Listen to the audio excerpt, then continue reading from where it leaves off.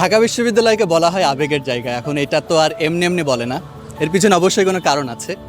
আমি এখন যেই জায়গাটিতে আছি এটা হচ্ছে ঠিক মল চত্বরের সামনে এবং ভিসি চত্বরের পাশেই সুন্দর করে লেখা হচ্ছে ঢাকা বিশ্ববিদ্যালয়।